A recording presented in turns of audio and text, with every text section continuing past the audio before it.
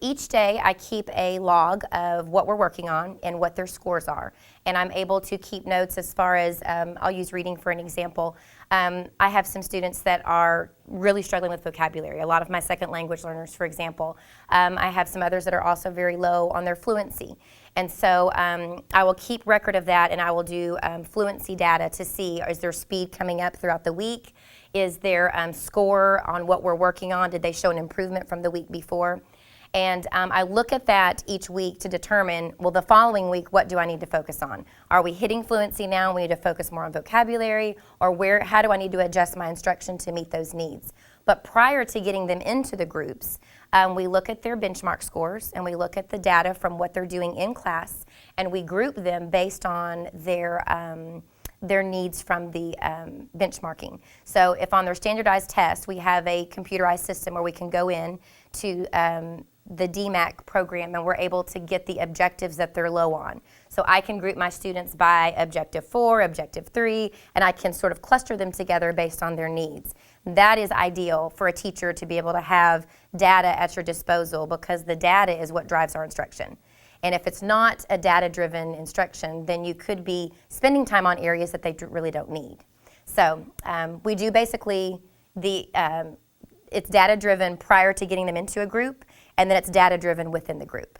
Intervention is common for all of us in 5th grade. So we have a 30-minute intervention time that we're able to squeeze out of our day for intervention. And I know as the upper grades, the time restraints become a very big problem in finding that time that we can pull out.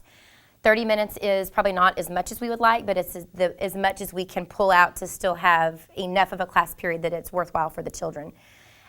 During that time frame, our children are dispersed to a teacher. We also have additional reading coaches and interventionists in our building that help us.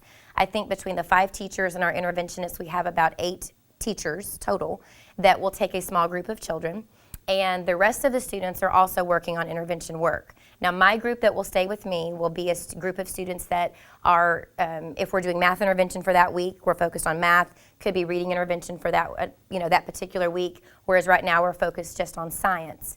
The other students are working on a self-choice menu where they are not technically are struggling students, but we want them to be challenged. So we give them a menu where it's differentiated, and they have a mixture and a smattering of things they can do.